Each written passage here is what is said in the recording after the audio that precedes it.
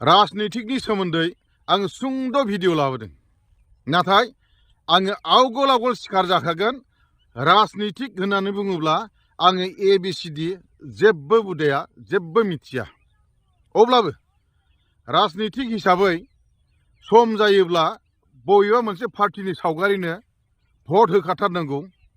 बेखायनो आं नैबे भिडिअखौ लाबोनाय जादों। काउन्सिल इलेक्शना फैगासिनो दंथारो बावथारला। बेखायनो दा जों नुगासिनो दं ससियेल मिडियानि गेजेरजों BPF ना UPPआव जयेन जानाय, UPPनिया BPFआव जयेन जानाय, ओरैनिया ओरै ज्राव ओरैनिया ओरै ज्राव जयेन जालायगासिनो दं। जाय जेखौ फोथायो, जाय जेखौ मोजां मोनो बियो बावहाय हाबहैलायगासिनो दङ मदद होनानै देरहाहोनो थाखाय। बे जाखागोन स्वाभाबिकखा। दा आं बुंनो नागिरनाया जाहैबाय चिरां जिल्लानिफ्राय सानै BPFनि गागि मैखोम दैदेनगिरि बिथांमोनहा UPPआव जगदान जाफैबाय।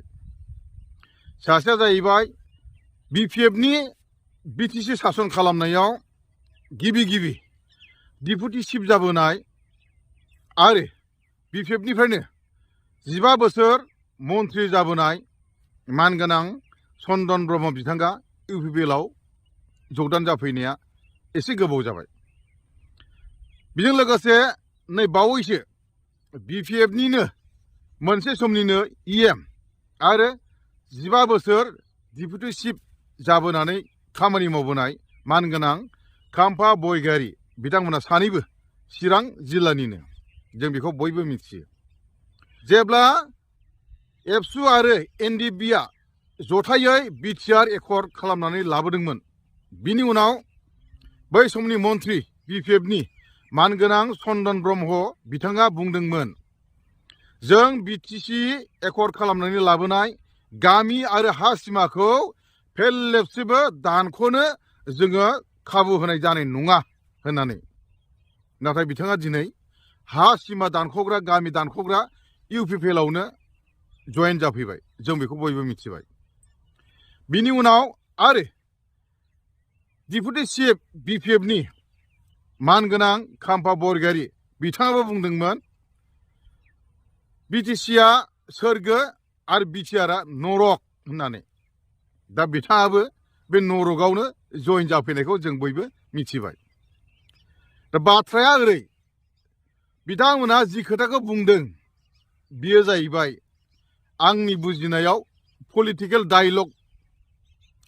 बिथां चन्दना जि खोथाखौ बुंलांदोंमोन BPFआव थानायाव बिटिआरनि सोमोन्दै, आरो बिथां खाम्फायाबो BPFआव थानायाव बिटिआरनि सोमोन्दै जि खोथा बुंलांदोंमोन, बेफोरो जाहैबाय मोनफा मोनफा पलिटिकेल डायलग होननानै आं सानदों। मानो होननानै बुङोब्ला गावनि दोलोखौ मोजाङाव दोनबाय थानो, गावनि मानसिखौ लाखिबाय थानो, गुबुन हान्जाखौ एसे सोंखारिनाय, एसे रायनाय, एसे बखिनाय बे जिनिसा जाखायो। नंगौना नङा लोगोफोर? दा गोबाङानो गोबां कमेन्ट होसोलायथारदों। दा धाम धुम जादों नालाय बिथांमोन सानैनि सायाव रायलायनायफ्रा। खिन्थु आं सानो बियो मोनसे पलिटिकेल डायलग होननानै।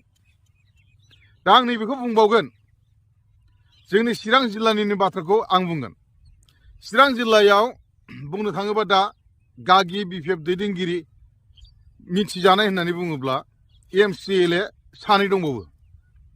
बिथांमोनानो जाहैबाय काजलगाव 15 नम्बर समस्तिनि मानगोनां फानिराम ब्रह्म BPFनि MCLA आरो 16 नम्बर समस्तिनि MCLA निसिमा बियाबनि मानगोनां जेम्स बसुमतारी। बिथांमोना चिरां जिल्लानिफ्राय दैदेनगिरि हिसाबै BPFनि जानानै दङ। दा बिथांमोनखौ आं ओरैबायदि आन्दाज खालामदों आरो आन्दाज खालामनायखौ नोंथांमोननो फोरमायगोन।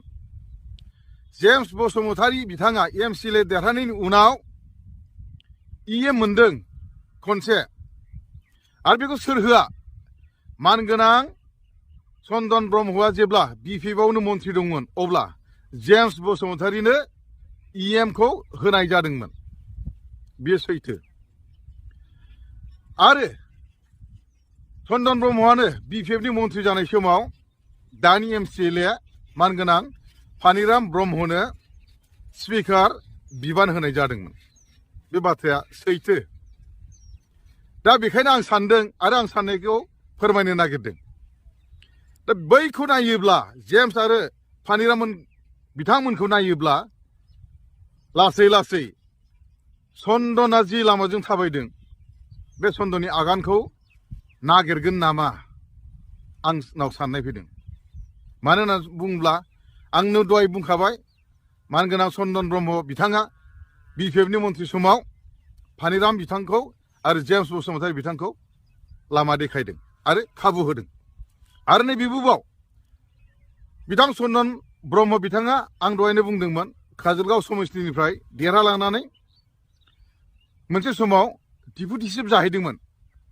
बिथाङा बै काजलगाव काउन्सिल एमसिएलए समस्तिखौ नागारनानै एमएलए दारायदों देरहालांदों मन्थ्रि जाहैदों दा चन्दना काजलगाव एमसिएलए समस्तिखौ नागारनाया सोरनो होआमोन फानिरामनो होलांदों दा फानिरामा बेवहायनो देरहानानै खामानि मावगासिनो दङ दा बैफोरखौ नायोब्ला बिथांमोनखौ माने चन्दननि आगानखौ नागिरगोन बेखौ नुहुरो नङा होमबा लोगोफोर दा नायथ'नोसै दाथ' इलेक्सननि एसे धामधुम हैसिया जागासिनो नालाय जोङो उनाव बुजिलायगोन बिथांमोना बिपिएफआवनो थानानै खामानि मावबाय थायो ना बिथांमोना बबेथिंबा माबा मोनसे मोजां सिन्थाधाराजों आगान सुरो दा बिदिब्ला बिथांमोनखौ जोङो नेथ'बाय थादिनि दाथ' बिपिएफनिफ्राय गिसिखानाय आरो गिसिखानाय जागासिनो दङ आरो बे गिसिखानाया दैज्लांनि गिसिखानाय नङा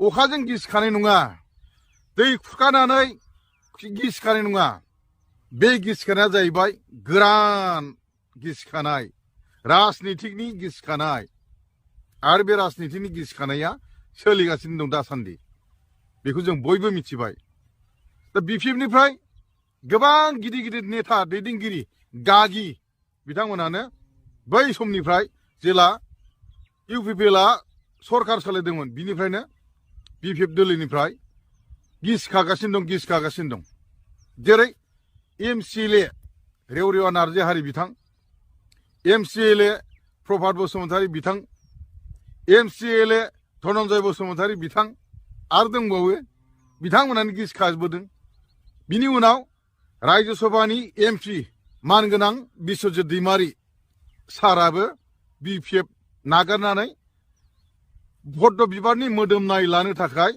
थ्रोब हाबैबाय बे समनिफ्रायनो दा बिपिएफ नागारनाय लारि बेबायदि जाबोगासिनो थानायखौ जों बयबो नुगासिनो दङ जाहोना मा एसे सानथाव बाथ्रा जादों मानगोनां बिस्वजित दैमारियाथ' बिपिएफआव थानायावनो गले गले खनथाम ना खनब्रै रायजो सभानि एमपि मोनदों अब्लाबो बिथाङा बै समाव मोनसे खोथा बुंदों बिपिएफआ आंखौ फुराना डास्टबिनावसो गारसोनानै दोनदों गोदान डास्टबिनाव गारसोनानै दोनाखै होननानै बुंदों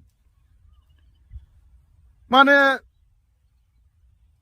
रायजो सभानि एमपि मोनसेयावबो माबायदि गोदान डास्टबिन नागिरबावदों जों बुजिनो हायाखै बे गोरोंग्राफ्रासो बुजिगोन दा बिजेपिआव थांनाया गोदान डास्टबिन मोनहैदों खोमा नङा होमबा खाम्फा बरगयारी बिथाङा बिपिएफआव कालेक्टिभ डिसिसन जाया बेनो बिराद गिदिर बिपिएफनि दुर्बलता होननानै बिथाङा फोरमायदों थारमाने जों रायजो राजाफ्रा बुजिदों हाग्रामा महिलारि बिथाङा गाव हारसिंनो डिसिसन लायो खामानि मावनो थाखायल' गावनि आगदा आखाइ आगसि आखाइ मानसिफोरखौ नागिरो बेखायनो बबेबा खामानिया साक्सेस जाया होननानै बै फंसे बाथ्राजोंनो बिथाङा फोरमायदों आं बेखौ बुजिदों आरोखि इउथ बिपिएफनिनो सासे दैदेनगिरि प्रहलाद ब्रह्म बिथाङा मिडियानि गेजेरजों फोरमायदों जे बै समनिफ्रायनो खाम्फा बरगयारी बिथाङा जेनथानोसैमोन पिसिडिआरनि सासे केन्डिडेटजों 36ता ना 38ता भटआव खुनुरुखुम देरहादों होननानै दा बेवहायनो खाम्फा बरगयारी बिथाङा बुजिखादों माने नांगोलजों हालेवनानै जानाया बारा खेथि मोजां जाला बेवहाय बारा हासार गैला नांगोलजों हालेवनाया आरो नांगोलजों हालेवोबा गोबाव सम लायो गुसेबखाय ट्रेक्टरजों हालेवोबा गुवार थाब हालेवखाङो हायाबो दुफु दुफु जायो आरो हाया दुफु दुफु जायोबा आबाद खेथिफ्रा मोजां जायो होननानै आन्दाज खालामदों जानो हागौ। दा पिसिडिआ थांनायनि उनाव इउपिपिएल दाबाय आरो इउपिपिएल राजनितिक हान्जा दानानै काउन्सिल इलेक्सन गेलेनायाव इउपिपिएलनि केन्डिडेट दानि इएम मानगोनां रनजित बसुमतारी सारजों खाम्फा बरगयारी सारा बिपिएफनि जानानै गेलेनायाव थाला बेबो जेनलायबाय। बिनि उनाव आरो बिथांनो क'क्राझार 1 नं समस्तियाव एमपि गेलेनो बिपिएफआ खाबु होबावबाय। बेवहायबो आरो खाम्फा बरगयारी बिथाङा थाल्ला थुल्ला गाबावबाय। जाहोना मा?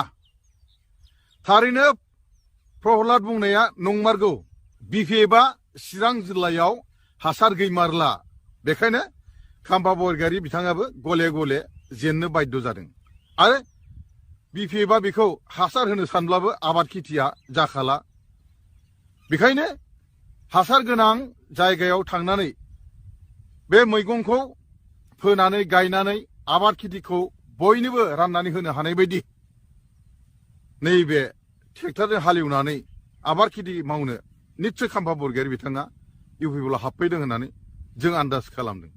खाम्फा बरगयारी बिथांखौ बिपिएफनि नेताफ्रा गले गले फेजेननाया एबा देरहाहोनो हायिया खाम्फा बिथांनि दुर्भाग्य। दे बिदिब्ला काउन्सिल इलेक्सना फैगासिनो दङ, फैग्रोथोंसै। जों बयबो नेनानै थानोसै सोर बबेथिं ज' जायो आरो सोर देरहायो, सोर जेनो, सोरो सासन खालामनो हायो।